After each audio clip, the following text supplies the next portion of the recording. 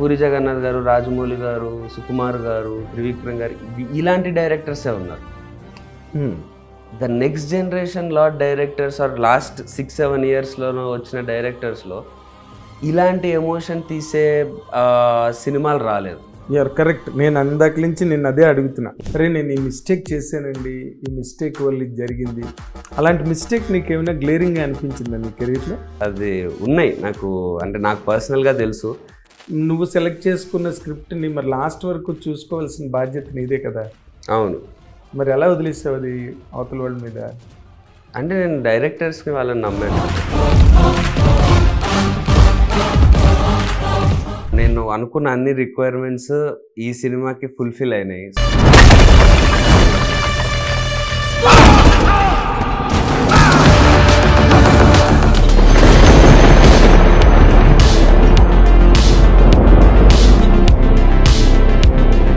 Hit TV అభిమాన ప్రేక్షకులకు స్వాగతం. ఇప్పుడు మనం ఇంటర్వ్యూ చేయబోతున్న హీరో మనందరికీ చాలా నచ్చే హీరో, అందరూ మెచ్చే హీరో.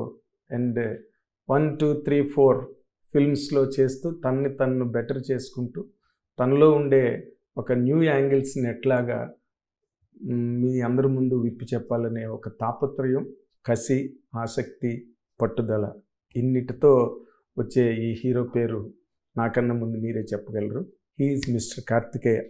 రేపు తను చేసిన లేటెస్ట్ ఫిల్మ్ భజే వాయువేగం రేపు 31వ తారీఖున మీ అందరి ముందుకి రాబోతుంది. మీ దీవెనల కోసం, మీ బ్లెస్సింగ్స్ కోసం కార్తికేయ చాలా కష్టపడ్డాడు.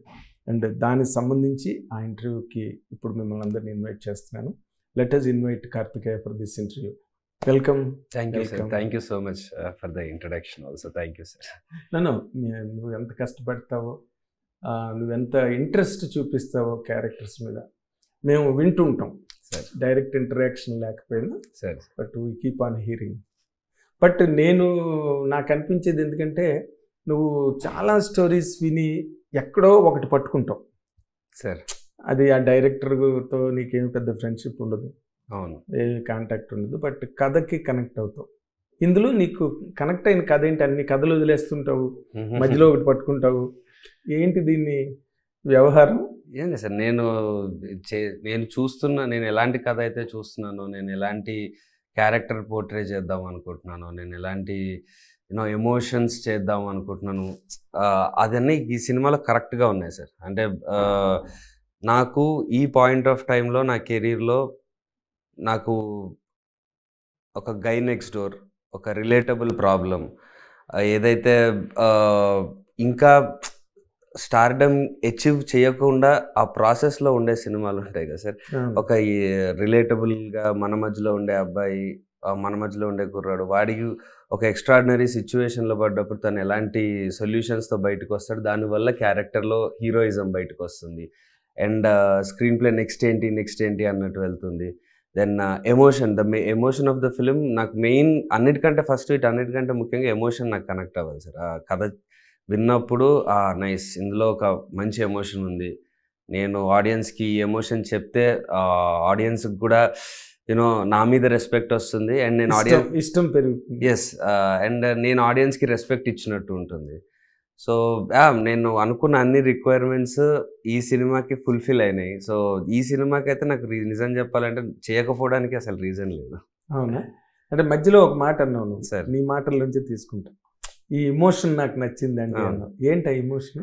Father emotion sir. ఫాదర్, నాన్న కోసం, Nannaku Prematho. Yeah.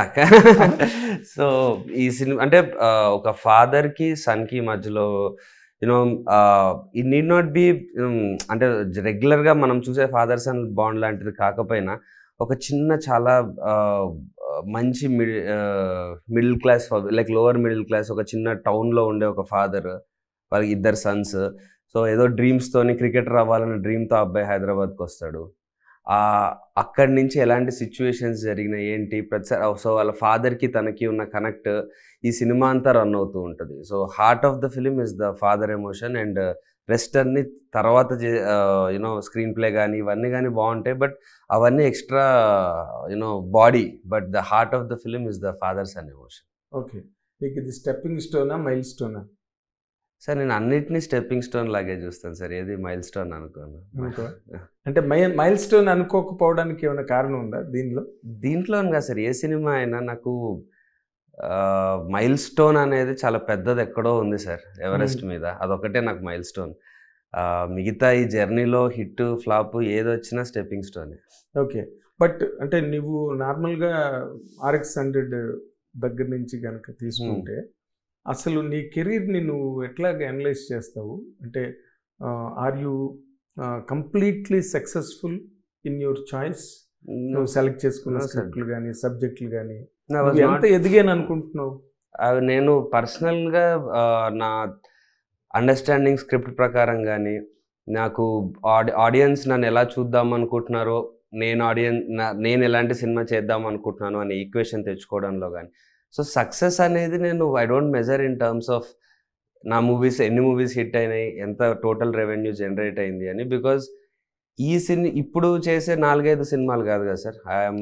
I want to be here for very long time and for ever and I want to be down the lane, long రన్లో I want to be in a stage where I dreamed of as a child.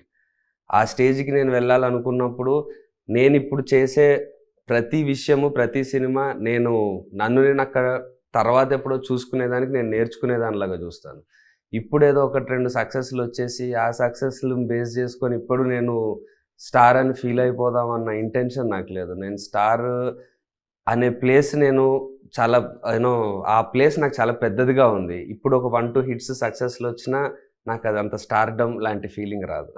మరి నీకు stardom వచ్చింది అనుకునే అంత kind of script ఏది అనుకుంటున్నావు నువ్వు? అది ఒక్క స్క్రిప్ట్ వల్ల రాదు సార్. అది నాకు తెలిసి మనకి స్టార్డమ్ అనేది ఒక సినిమాతోనో, ఒక స్క్రిప్ట్తోనో, ఒక హిట్తోనో రాదు.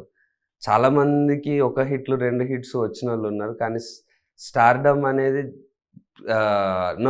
నేను ఎక్స్పీరియన్స్ చేశాను. ఒక హీరోకి ఫ్యాన్ అయినప్పుడు ఆ హీరోని స్టార్ లాగా నేను ఎలా చూశాను అనేది, అది ఆ ఫీలింగ్ ఒక సినిమాతోనో లేదా ఒక స్క్రిప్ట్తోనో వచ్చేది కాదు. అది ఒక జర్నీ. అది మనం స్టార్తో కనెక్ట్ అయ్యేది. తను చెప్పే మాటలు మనల్ని మెస్మరైజ్ చేసేది. తను డ్యాన్స్ వేస్తే మనము అలా డ్యాన్స్ చేయాలనిపించేది. ఓ డైలాగ్ చెప్తే ఇంటికి వెళ్ళి మనం ఆ డైలాగ్ చెప్పుకునేది. నెక్స్ట్ ఆయన సినిమా వస్తుంటే పేపర్లు కట్ చేసుకొని పెట్టుకునేది, ఆయన పాటలకి డ్యాన్స్ చేసేది. ఇది స్టార్డమ్. ఇప్పుడు అన్నీ చెప్తున్నది నువ్వు మెగాస్టార్ చిరంజీవి గారి గురించి ఏమో అనిపిస్తుంది. అంటే ఇంకా డెఫినెట్లీ ఆయనే కదా. యా, సో అలాంటి దాన్ని నేను స్టార్డమ్ అని నమ్ముతాను. సో అదొక సినిమాతోనో లేకపోతే 2-3 సినిమాలతోనో వచ్చేది హిట్స్తోనో కాదు. అదొక లాంగ్ జర్నీ. అదొక చాలా కష్టమైన, ఆర్ ఇష్టంగా చేస్తే కష్టం అనిపించదు, బట్ అదొక తపస్సు లాంటిది. అంత పెద్ద తపస్సు మనము చేస్తున్నప్పుడు మధ్యలో 2 హిట్లు వచ్చినా 2 ఫ్లాప్లు వచ్చినా ఆ మినిట్కి సంతోషం, ఆ మినిట్కి హిట్ వచ్చినా నేర్చుకోవడమే సార్. ఇది ఎందుకు వర్క్ అయింది, మనం ఫైనల్లీ వెళ్దాం అనుకుంటున్న ప్లేస్లో ఇవేం పిక్ చేసుకోవాలి, ఇందులో నుంచి వర్క్ అవ్వలేదు పూర్తిగా వర్క్ అవ్వకుండా ఉండదు సార్ ఏ సినిమా అయినా. నాది ఎస్పెషల్లీ కొంచెం ఇది బాగుంది, ఇది ఇంకొంచెం బెటర్ చేసుకుంటే బాగుండు, ఇలాంటివి ఉన్నప్పుడు అవి నేర్చుకుంటూ ముందుకెళ్ళడం. సో ఇది ఒకరినిచ్చు దీనికి ఒక కొలమానం అంటూ ఏం లేదు సార్. ఈ 2 సినిమాలు హిట్ అయితే వీడు స్టార్ అవుతాడు, ఈ సినిమా వర్కౌట్ అయితే సెట్ అయిపోతాడు అనేది నేను నమ్మను. ప్రతి సినిమాకి అంతే కష్టపడాలి, అంతే చేయాలి. అది హిట్ వచ్చినా ఫ్లాప్ వచ్చినా అది జస్ట్ ఒక జర్నీలో ఒక పాటలాగా చూస్తూ ముందుకెళ్తేనే ఫైనల్లీ అది అచీవ్ అవుతుందని నేను నమ్ముతున్నాను. But initial stages of a కెరీర్లో నీలాంటి బడ్డింగ్ హీరోస్కి ఒక మార్కెట్ బేస్ అన్నది క్రియేట్ అవ్వడానికి హిట్స్ మీద హిట్స్ అవసరమేమో కదా సార్. మార్కెట్ బేస్ అనేది డెఫినెట్లీ క్రియేట్ అవ్వాలి సార్. బికాజ్ ప్రొడ్యూసర్స్ మన మీద ఇన్వెస్ట్ చేయాలి, మనం అనుకుంటున్న కథ మనం అనుకుంటున్న విధంగా రావాలి. అది పడిపోకుండా ఎప్పుడు చూసుకోవాలి. మనకుండే ఏదైతే మనము చెప్పాల్సిన కథ, మనం ఎంచుకుంటున్న కథకి కావాల్సిన బడ్జెట్ మనం యాజ్ ఎ హీరో తెచ్చుకోగలుగుతున్నామా లేదో అయితే చూసుకోవాలి. 2 హిట్స్ వచ్చినప్పుడు అవే మనం ఇంకొంచెం స్పాన్ పెంచుకొని ఆ ఎమోషన్ ఇంకొంచెం ఎంటర్టైనింగ్గా ఆడియన్స్కి చెప్పొచ్చు. బట్ ఇనీషియల్ స్టేజెస్లో నీకు ఒక హిట్ వస్తే యా సార్, ఇప్పుడు నేను 10 crores బడ్జెట్ ఉందనుకోండి, ఒక 15-20 పెట్టుకోవచ్చు, ఆ 20 ఉంటే 30 పెట్టుకోవచ్చు. బట్ ద మెయిన్ ఎమోషన్ కానీ నేను చూస్తున్న యూనో ఆ జర్నీ కానీ ఈ 5 crores అంటే నేను ఇప్పుడు 5 crores తక్కువ పెట్టుకొని నా సినిమా తీసిన, నా సినిమాలో ఉండే ఎమోషన్ నేను చేద్దాం అనుకుంటున్న క్యారెక్టర్ కనెక్ట్ అయినప్పుడు ఆ ఎక్స్ట్రా 5 crores బడ్జెట్ అనేది నాకు ఎక్కువ డిఫరెన్స్ పడదు. బట్ యా మినిమంగా నాకు ఏదైతే అవసరమో నేను చెప్దాం అనుకుంటున్న కథలకి ఆ బడ్జెట్ని తీసుకురావాల్సిన ఐ మీన్ ఆ బడ్జెట్కి సరిపోయేంత మార్కెట్ ఉంచుకునే బాధ్యత అయితే ఉంది. అది నీదే కదా బాధ్యత. యా ఆ బాధ్యత అయితే డెఫినెట్లీ నిర్వర్తిస్తాను. ఎందుకంటే బికాజ్ ఒక ప్రొడ్యూసర్ ని మీద బెట్ చేయాలంటే ఎస్ అంటే నేను ఫ్లాప్స్ అండ్ ప్రొడ్యూసర్కి ఎప్పుడు లాస్ ప్రొడ్యూసర్ లాస్ అనేది అసలు జరగకూడదు సార్. అంటే రైట్స్ నుంచి కానీ దాని నుంచి కానీ ఆయనకు కావాల్సింది వాళ్ళకి వచ్చేయాలి. నా మూవీస్ నాకు తెలిసి ఇట్లా లాస్లు అయిపోయో లేకపోతే ఇట్లా బ్యాడ్ ఫెయిల్యూర్స్ అయితే ఎప్పుడు జరగలేదు. దట్స్ ద రీజన్ యూనో నేను యాజ్ సచ్ నేను ఓపెన్గా ఉంటాను సార్. నా సినిమా నేను అనుకున్నంత వర్క్ అవ్వకపోతే వర్క్ అవ్వలేదు అనేస్తాను. నేను హిట్ అయిపోయింది ఇది, ఇప్పుడు ప్రొడ్యూసర్ సేవ్ అయ్యారు లేకపోతే డిస్ట్రిబ్యూటర్ సేవ్ అయ్యారు అనేట్టే నేను పెద్ద దాన్ని హిట్ సూపర్ హిట్ అని నేను అనను. నేను ఓకే నేను చేద్దాం అనుకుంటున్నది ఇంకా బాగా వర్క్ అవ్వాల్సింది సినిమా, ఎక్కడ మిస్ అయ్యాను అని చూసుకుంటాను. కానీ ఇప్పుడు నార్మల్గా ఎస్ యాజ్ యూ టోల్డ్ ఇప్పుడు వరకు నువ్వు చేసిన సినిమాల సిరీస్ ఏదైతే ఉందో దాని నుంచి నువ్వేం నేర్చుకున్నావు కరెక్ట్గా? ఏంటి సార్ అంటే మూవీ బై మూవీ ఒక్కొక్కటి మారుతూ వచ్చింది సార్. నిజం చెప్పాలంటే మారుతూ ఇన్ ద సెన్స్ కొత్త కొత్త విషయాలు నేర్చుకుంటూ. ఇప్పుడు పలానా ఒక సినిమా ఒక మైండ్లో ఒకటి అనుకొని చేస్తాం, అది 50% వర్కౌట్ అయి ఉంటుంది, 50% వర్కౌట్ అవ్వదు. సో ఎందుకు వర్కౌట్ అవ్వలేదు, ఏం మిస్టేక్స్ చేసాము, సో ఇవి రిపీట్ అవ్వకుండా నెక్స్ట్ టైం ఎలాంటి జాగ్రత్తలు తీసుకోవాలి మనకున్న లిమిటేషన్స్లో. ఇప్పుడు అంటే బడ్జెట్ లిమిటేషన్స్ కానీ వీటి కానీ ఇవి డెఫినెట్లీ ఉంటాయి.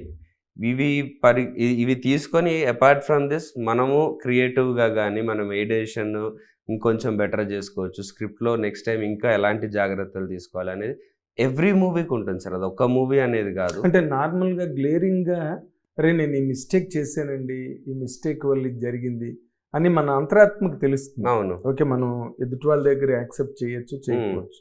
అలాంటి మిస్టేక్ నీకు ఏమైనా గ్లేరింగ్గా అనిపించిందా నీ కెరీర్లో?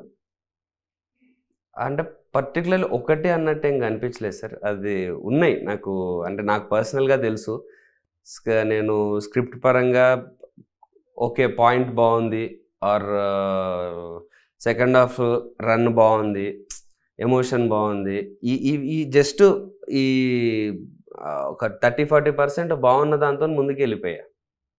ఓకే అంటే టెక్నీషియన్స్ని వాళ్ళని వీళ్ళని నమ్మేసి మిగతా సినిమా బాగా చేసేస్తారు, ఇది బాగుంది కదా ఓకే అని చెప్పేసి తర్వాత నేను ఎక్కువ ఇంకా జాగ్రత్తగా పడాల్సిందేమో.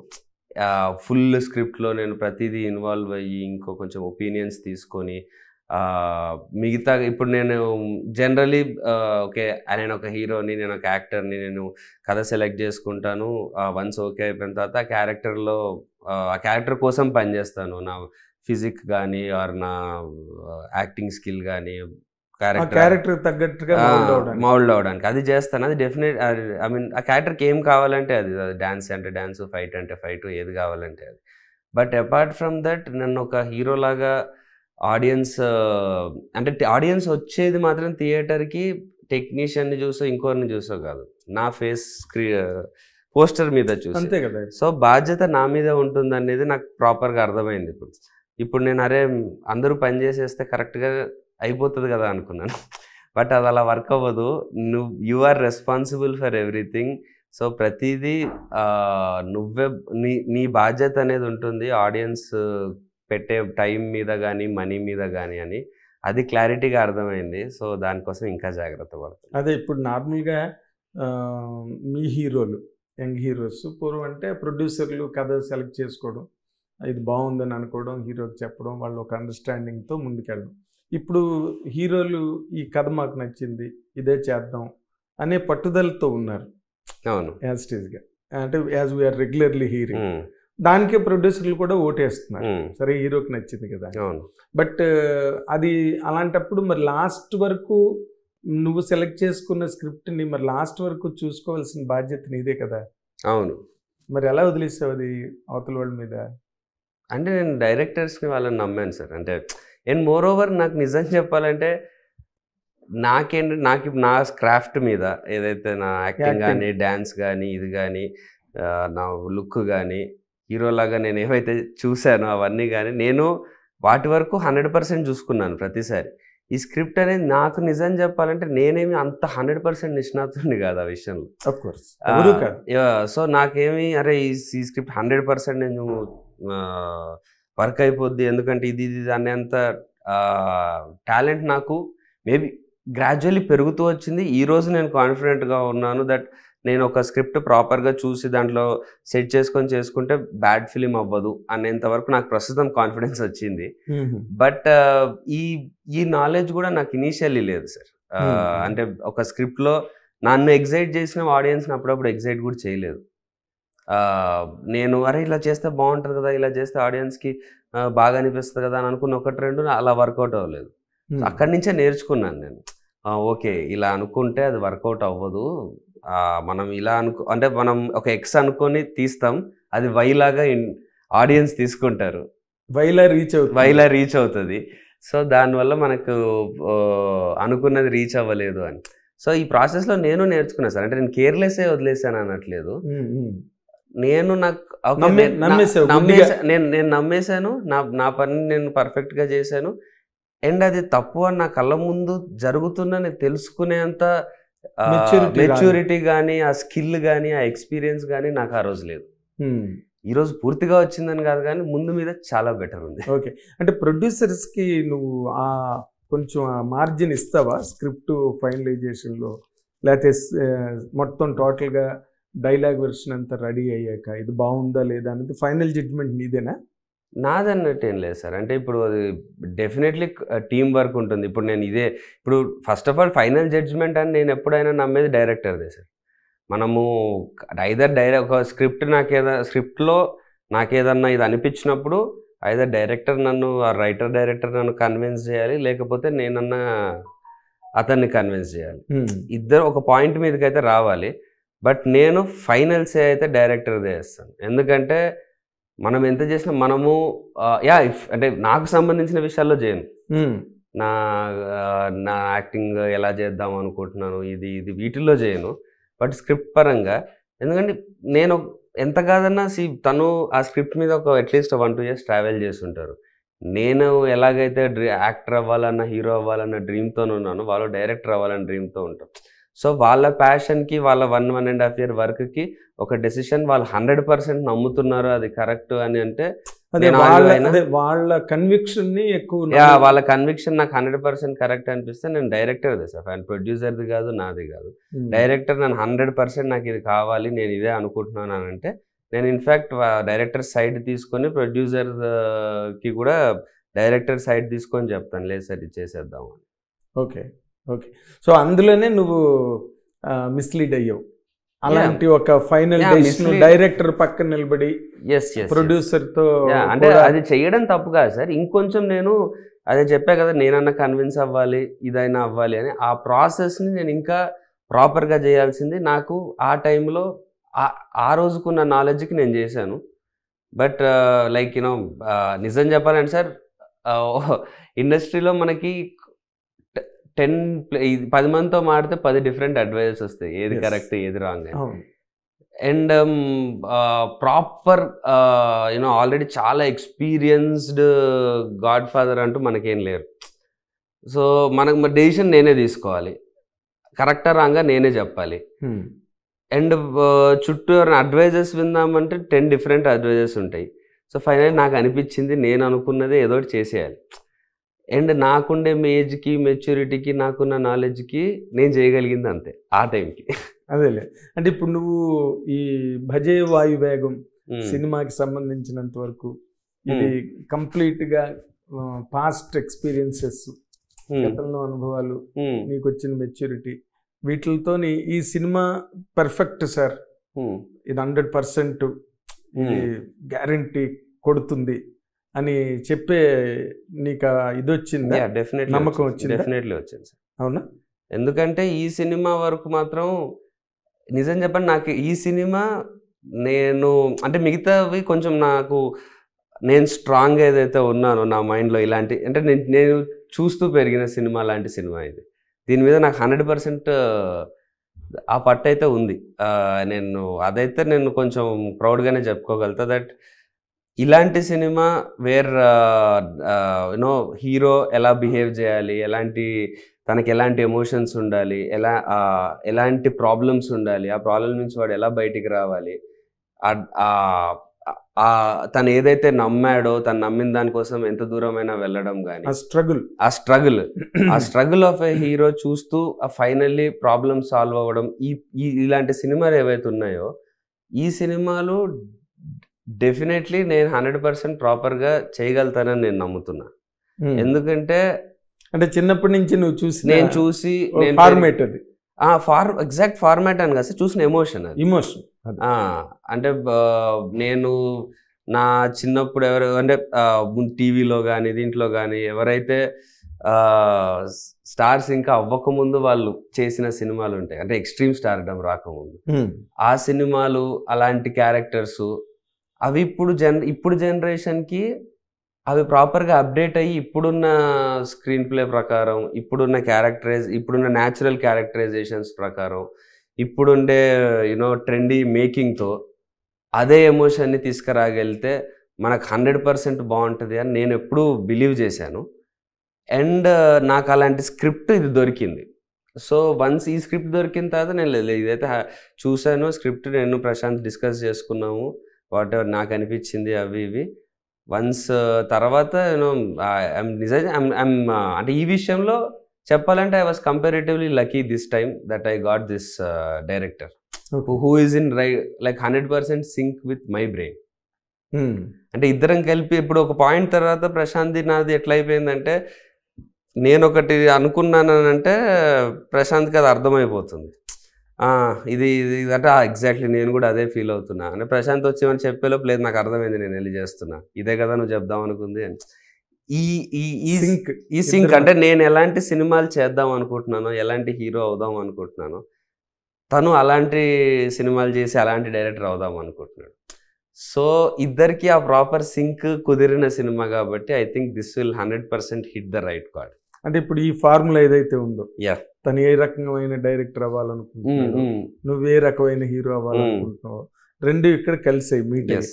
ఇప్పుడు ఈ ఫార్ములా పర్ఫెక్ట్ గా ఈ రోజున్న ట్రెండ్ కి సూట్ అయ్యి ఆడిటోరియంస్ ని గెలుస్తుందా ఇది? 100% ఈ formula 100%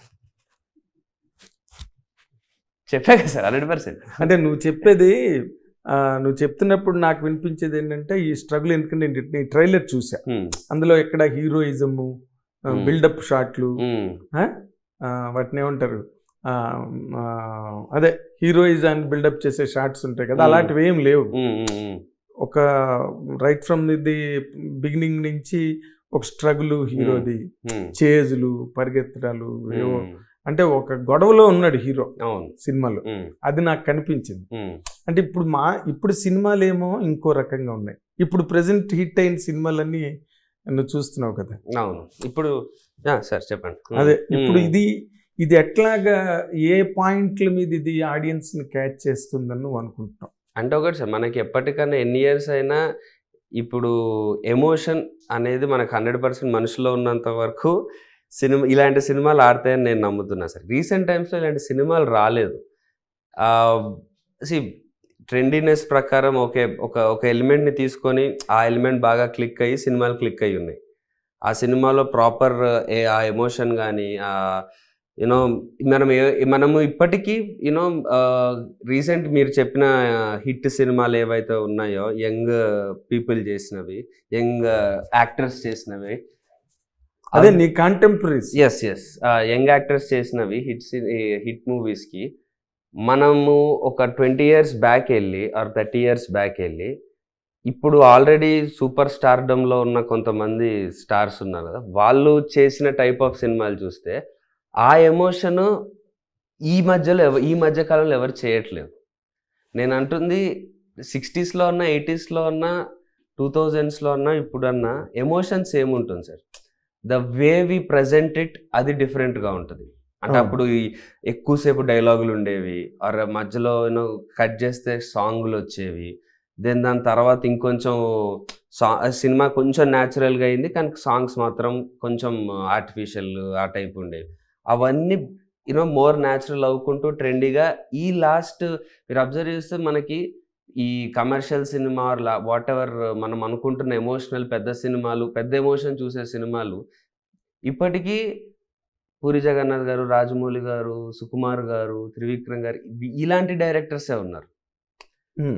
the next generation directors are last 6-7 ఇయర్స్లోనో వచ్చిన డైరెక్టర్స్లో ఇలాంటి ఎమోషన్ తీసే సినిమాలు రాలేదు. Comparatively less. రాలేదని నేను చెప్పను, బట్ వచ్చి ప్రాపర్గా కార్డ్ స్ట్రైక్ అయ్యి హిట్ అయినవి లేవు. ఎగ్జాక్ట్లీ రాలేదని కాదు, వచ్చి ప్రాపర్. ఎందుకంటే ఈ టైప్ ఆఫ్ ది ఇప్పుడు ప్రతి జనరేషన్లో కొంతమంది డైరెక్టర్స్ క్రాక్ చేయాలి సార్. మేబీ అంటే 70s నుంచి 80 ఎవరో చేస్తుంటారు. అంటే కోదండరామిరెడ్డి గారు, రాఘవేంద్రరావు గారు ఎవరో చేసి, అంటే నేను ఎగ్జాక్ట్లీ అప్పుడు లేను కాబట్టి నాకు ఫాలో అవ్వలేదు. But I mean what ever నేను చూసే పాత మూవీస్ డైరెక్టర్ పేర్లు బట్టి చెప్తున్నాను. తర్వాత ఇంకొంచెం జనరేషన్ డైరెక్టర్స్ వచ్చారు. దెన్ వీళ్ళు రాజమౌళి గారు, పూరి జగన్నాథ్ వీళ్ళు వచ్చినప్పుడు మారింది. సో ఐ ఫీల్ ఎవ్రీ జనరేషన్కి ఒక సెట్ ఆఫ్ న్యూ డైరెక్టర్స్ వస్తారు who make commercial cinema more adapting. అవి ఈ మధ్య కాలంలో అలాంటి అటెంప్ట్స్ చేసి ప్రాపర్గా సక్సెస్ అయిన డైరెక్టర్స్ లేరు. You are correct. నేను అందాక నుంచి నేను అదే అడుగుతున్నా. అందుకే ఈ ఫార్ములా విన్ అవుతుందా అని.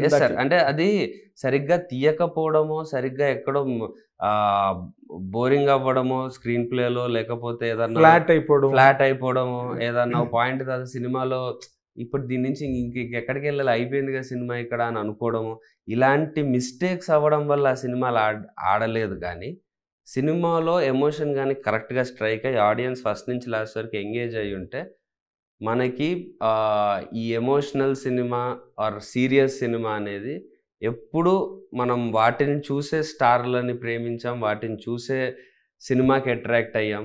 సో వాటిని నెక్స్ట్ జనరేషన్కి కూడా అవి 100% ఉంటాయి. ఒకవేళ లేవనుకోండి, అసలు అది లేదనుకోండి, I think I will not be able to succeed. Because నేను అది చూసే అవుదామని వచ్చాను, నేను అవి చేస్తాను, అవే చేస్తాను. ఎస్, అంటే అవే చేయగలను సార్. అదే అంటే నువ్వు అలాగా కానప్పుడు ఇప్పుడు నేను కానిది తెచ్చిపెట్టుకొని చేసి నేను సరిగ్గా పర్ఫామ్ చేయలేక, నేను సరిగ్గా దాన్ని ఓన్ చేయలేక, అలా అయితే సక్సెస్ అవ్వను. అలా అయితే డెఫినెట్లీ సక్సెస్ అవ్వలేను. నాకు ఇది 100% తెలుసు, నేను నమ్ముతున్నాను, నాకు ఆ ధైర్యం ఉంది, నేను చేయగలుగుతానన్న కాన్ఫిడెన్స్ ఉంది. కాబట్టి నేను ఈ రూటే ఎంచుకుంటాను. నేను ఒక్కడనే ఉన్నా సరే నేను ఒక్కడనే ట్రై చేస్తాను, అది 100% సక్సెస్ అవుతుందని నమ్ముతున్నాను. ఓకే, అంటే ఇప్పుడు నార్మల్గా మనం ప్రజెంట్ డే ఊరికే జనరల్ డిస్కషన్లో సినిమాల్లో కొంచెం అతి ఎక్కువగా ఉంటుంది. అంటే ఫర్ ఎగ్జాంపుల్ అతి అని ఎందుకన్నానంటే they are presenting in extra angle to the film. ఇప్పుడు యానిమల్ ఉంది, చాలా మంది రాజ్యసభలో కూడా దాని మీద గొడవ జరిగింది. ఒక కొంచెం extra emotion, extra dose, whether you call it romance or action, violence or whatever. ఇప్పుడు మొన్న టిల్లు స్క్వేర్ వచ్చింది, దాంట్లోని అమ్మాయి అబ్బాయి మాట్లాడుకునే మాటలన్నీ కూడా చాలా ట్రెండీగా, చాలా రివీలింగ్గా, డైలాగ్స్ రివీలింగ్గా ఉండడం. డ్రెస్సులు కాదు, డ్రెస్సులు పక్కన పెట్టి, అండ్ మోర్ ఇంటిమేట్ సీన్స్ ఇలాంటివన్నీ కూడా ఇప్పుడు యాస్టీస్గా రూల్ చేస్తున్నాయి సినిమాని. వాటిని నువ్వు అడాప్ట్ చేసుకోవడం ఇష్టం ఉండదా నీకు? అంటే మీకు అది అతి అని ఆర్ అటెవర్ ఎప్పుడు అనిపిస్తాయంటే సార్, అవి ప్రాపర్గా బ్లెండ్ అయ్యి కథలో నుంచి రాకపోతే మీకు అది తెచ్చిపెట్టిన సీన్లో మీకు అది అనిపిస్తుంది.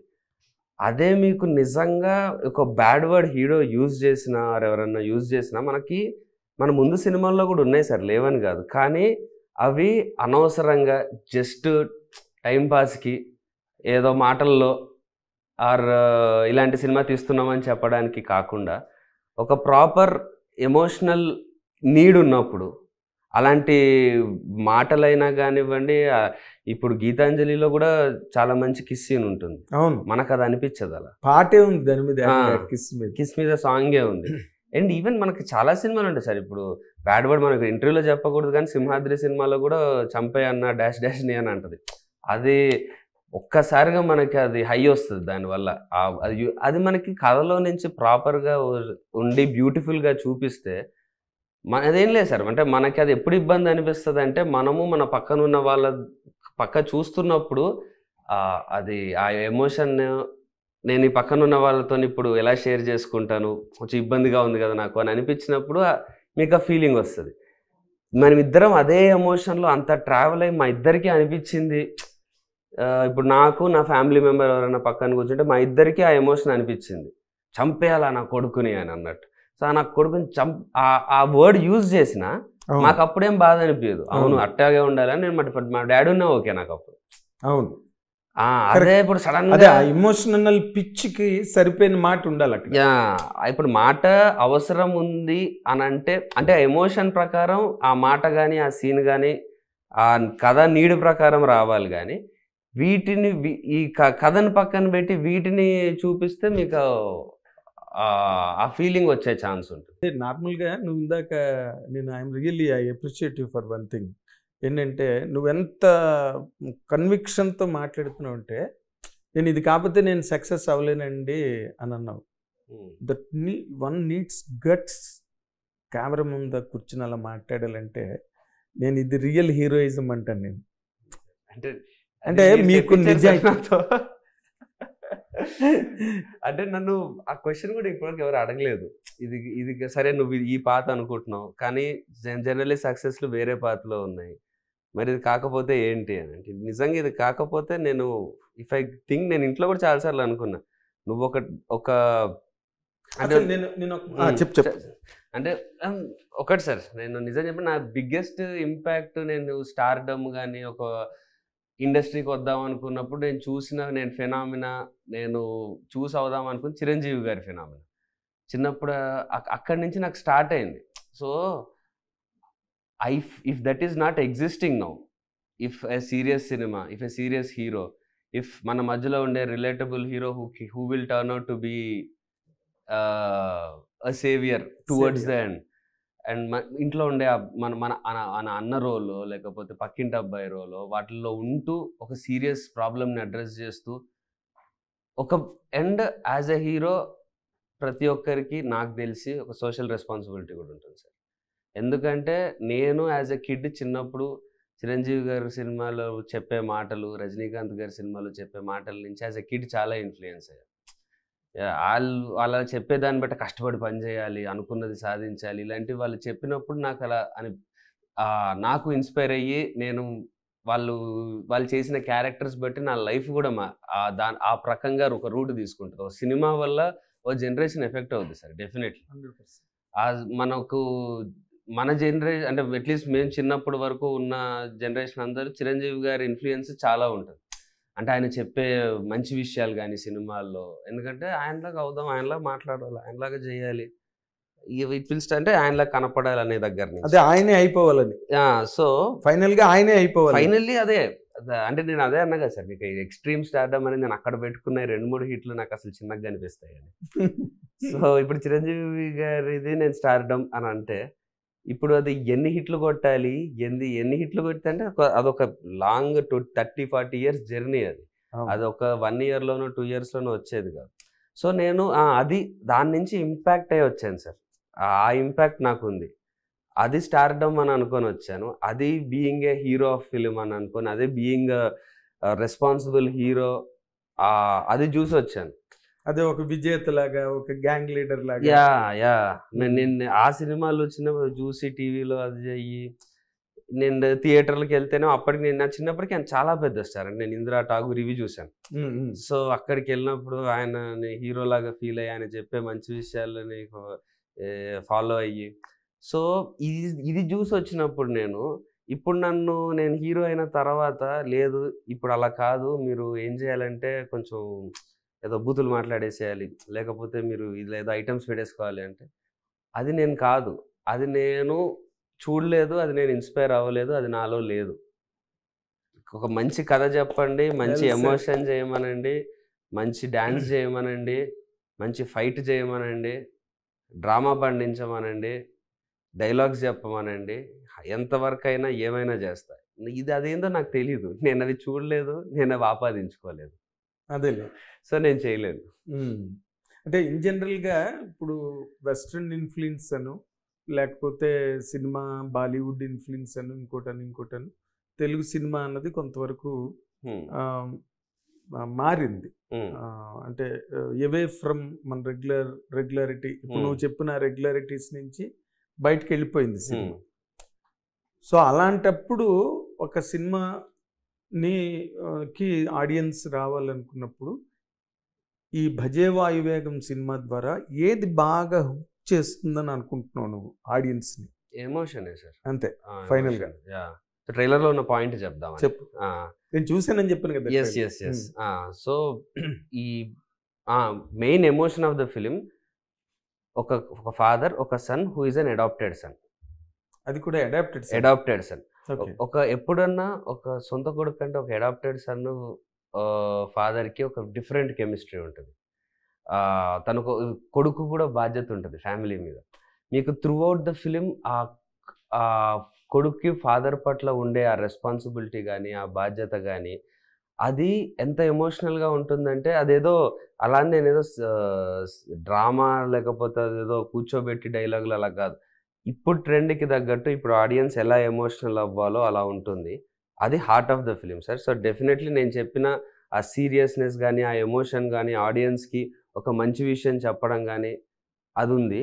అండ్ సినిమాలో ఉండే స్క్రీన్ ప్లే ఈ రోజుకి ట్రెండ్కి తగ్గట్టు ఆ పేసీనెస్ కానీ, నెక్స్ట్ ఏం జరుగుతుందన్న అది కానీ, అది ఉన్నది ట్రైలర్. క్యారెక్టర్స్లో ఉండే రియలిజం కానీ, వాళ్ళు మాట్లాడే స్లాంగ్ కానీ, వాళ్ళ డ్రెస్సింగ్స్ కానీ, అక్కడ ఉండే ప్రాబ్లమ్స్ కానీ అన్నీ మనకి ఇప్పుడున్న సొసైటీ ప్రకారం, ఇప్పుడు సొసైటీలో ఎలాంటి ఒకప్పుడు హీరో అంటే అతనే సొంతంగా వెళ్ళి నాయకుడు అవ్వడం అనేది ఉండేది. ఎందుకంటే అప్పట్లో 90sలో మనకి అన్ఎంప్లాయ్మెంట్ అది ఇది ఎక్కువ కాబట్టి మనకి నక్సలిజం అలాంటి సినిమాలు కూడా ఉండేవి. ఇప్పుడు చాలా మటుకు everyone are self sufficient, everyone are employed to at some level. So ఇప్పుడు ఉండే హీరో ఇప్పుడు ఎవరన్నా ఎవరిని కొంచెం ఎదిరిస్తున్నారంటే వాళ్ళని వెళ్ళి కొట్టడం అప్పట్లో హీరోయిజం ఉండేది. ఇప్పుడు వాళ్ళు వెళ్ళి చూస్తుంటే ట్రిక్కీగా డీల్ చేయాలి సిచ్యువేషన్. ఏదో కొంచెం ఎక్స్ట్రాగా ఒక పర్సన్ ఒక అమ్మాయితో మాట్లాడతారు, ముందే తెలుగు ఎవడరాను కొడుతున్నావు, ఇప్పుడు అది ఓవర్ అయిపోతుంది, ఇప్పుడు అవసరం లేదు. సో వెళ్ళి జస్ట్ పక్కన నిల్చొని, అమ్మాయి పక్కన నిల్చొని మాట కలిపి తర్వాత నీకు కొంచెం పని ఉందిరా అని చెప్పి తీసుకెళ్ళిపోయేది అనుకోండి, అప్పుడు ఆ అమ్మాయి వీడిని ఎక్కువ హీరోలా చూస్తాను కొట్టిన వాడికంటే. కొడితే ఈ అమ్మాయి కూడా ప్రాబ్లం, మళ్ళీ హెచ్ఆర్ దగ్గర ఎన్ని ఉంటాయి. నేను తీసుకొని వెళ్ళిపోయాడు అనుకోండి, ఈ అమ్మాయికి వీడు హీరో అవుతాడు. సో నేను ఒక ఎగ్జాంపుల్ చెప్తున్నా. ఇప్పుడు హీరో డైలాగ్ ఉంది, అది వాళ్ళకన్నా నిన్ను చూస్తేనే ఎక్కువ భయంగా ఉంది మహేష్ బాబుని.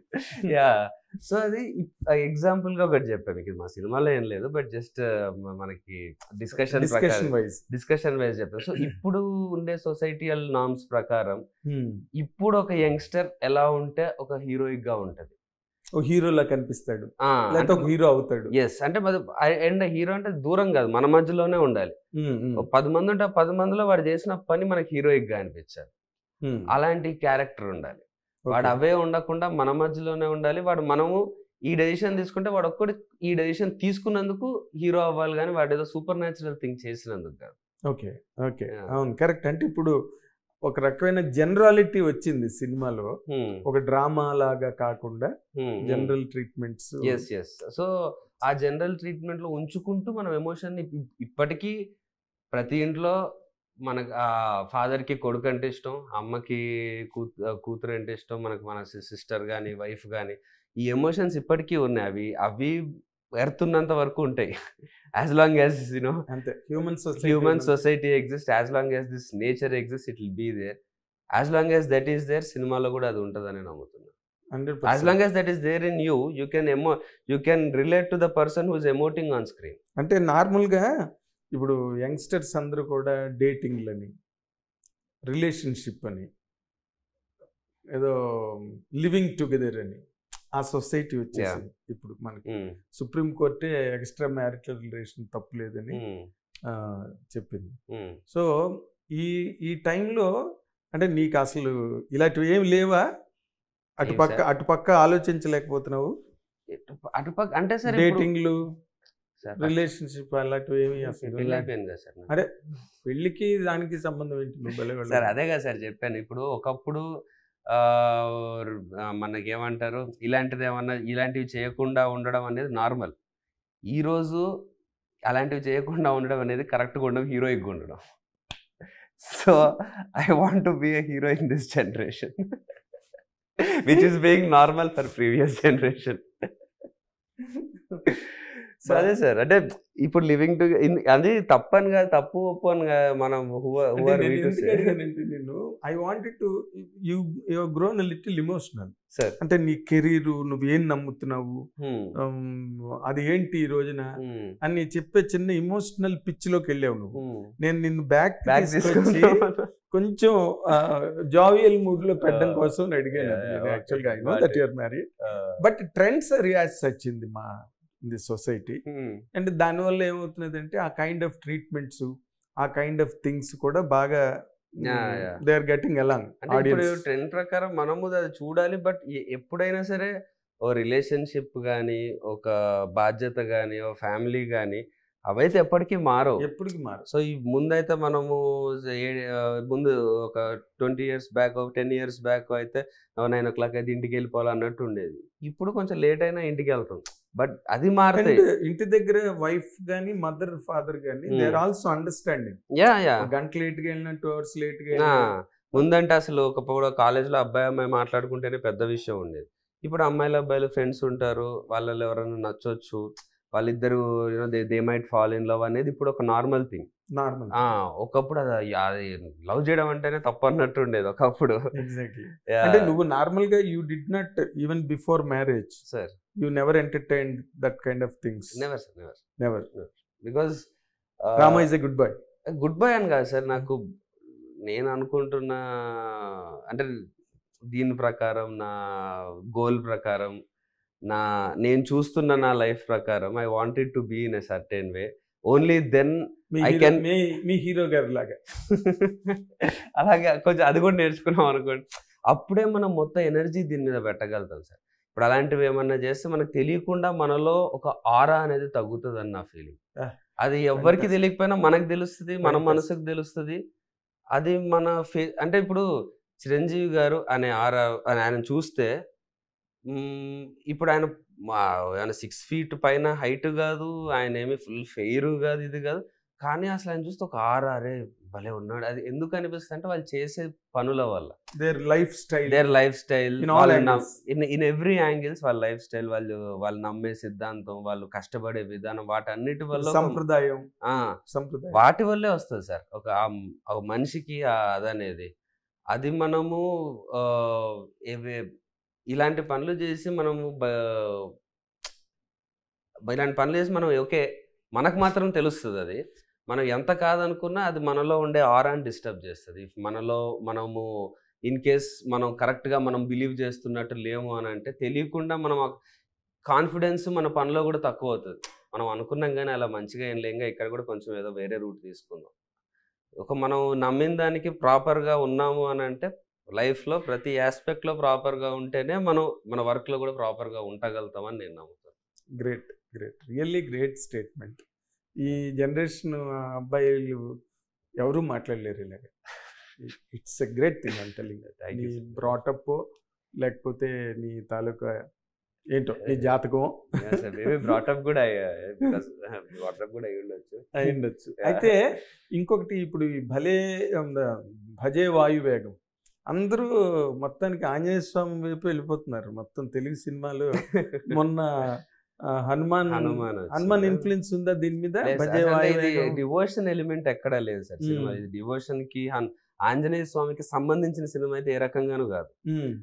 అయితే మాకు టైటిల్ బేసిక్ చాలా రోజు సినిమా అయిపోయిన టైటిల్ మాకు ఇంకా ఫిక్స్ అవ్వట్లా. అయితే నాకు ఈ సినిమాలు మీరు ట్రైలర్ చూసారు కదా, స్పీడ్ రేసు ఆ టైప్ లో ఉంటుంది. కానీ మాకు ఇప్పుడు మేము సరే అలాంటి టైటిల్ స్పీడ్ అనో రేస్ ఇట్లాంటిది ఏమన్నా పెడితే మేము చెప్దాం అనుకుంటుంది యాక్చువల్లీ ఒక ఎమోషన్ ఏదైతే ఉందో, మేము తీసిందో ప్రాపర్ తెలుగు ఎమోషన్ ఉన్న సినిమా, దాన్ని ట్రీట్ చేసిన విధానం అలా రేసీగా స్పీడ్గా ఉంటుంది. సో మేము ఇప్పుడు స్పీడ్ రేస్ అని పెడితే అవేగా వెళ్ళిపోతాం అనిపించింది. సో ఆ టైటిల్ ఏంటి అని ఆలోచిస్తున్నప్పుడు ప్రొడ్యూసర్ గారు సజెస్ట్ చేశారు, భజే వాయువేగం అని పెడదాము. ఆ వేగం అనే వాయువేగం అనే దాంట్లో మన మన సినిమా పేసు ఉంటుంది, పాజిటివిటీ ఉంటుంది, అండ్ ఆ తెలుగుతనం ఉంటుంది. Like correct title. నేను అండ్ లక్కీగా టీజర్ లాంచ్ అప్పుడు హనుమంతుడి విగ్రహం ముందే చిరంజీవి గారు టీజర్ లాంచ్ చేశారు. అవును. సో అలా కలిసి వచ్చింది. అదే ఒక చిరంజీవి విగ్రహం ముందు ఇంకో చిరంజీవి అంటే అది ఆయన ద్వారా బ్లెస్సింగ్స్ వచ్చేసినాయి. అదే ఆంజనేయ స్వామి పేరు కూడా చిరంజీవి. అవును అవును. 7 చిరంజీవులు ఉన్నారు, అందులో మొదటి చిరంజీవి ఆంజనేయ స్వామి, ఆఖరి చిరంజీవి మన చిరంజీవి. సో అది నార్మల్గా నేను భజే వాయువేగం అని పెట్టగానే ఇది కూడా ఏదైనా హనుమంతుడి కాన్సెప్ట్ ఏదైనా ఉందేమో ఇందులో, నువ్వే హనుమంతుడేమో ఇందులో. అంటే మేబీ ఆపాదించుకుంటే అలా అవుతుంది. అదే అంటున్నా, ఎందుకంటే మరి అన్నిటినీ సాధించి తీసుకొచ్చిన వాడు రామాయణంలో మెయిన్ క్యారెక్టర్. అవును సార్, ఆ రకంగా చూసుకుంటే లార్డ్ హనుమానే కదా. అవును. సో నువ్వే లార్డ్ హనుమాన్ ఇక్కడ. సార్ కరెక్టే సార్, యాక్చువల్లీ మీరు చెప్పిన తర్వాత నాకు అనిపిస్తుంది. అదే అంటున్నా, మరి ఆయన ఎంత కష్టపడ్డాడు అక్కడికి వెళ్ళడానికి, ఎంతమంది రాక్షసులు చంపాడు, సీతమ్మ వారి దగ్గరికి వెళ్ళడానికి, అవును, అక్కడి నుంచి మళ్ళీ తిరిగి రావడానికి ఆయన చాలా కష్టపడ్డాడు కదా. సో అవును, మీరు ఇక్కడ హీరో పడ్డ కష్టం, దానికి సాధించి తీసుకురావడం, కష్టాలను ఎదుర్కోవడం, మన ఎట్లాంటి ఛాలెంజ్ వచ్చినా ఫేస్ చేయడం, మొత్తానికి సాధించడం, ఇవన్నీ డెఫినెట్లీ ఆపాదించుకోవచ్చు. అదే అందుకే అంటున్నా.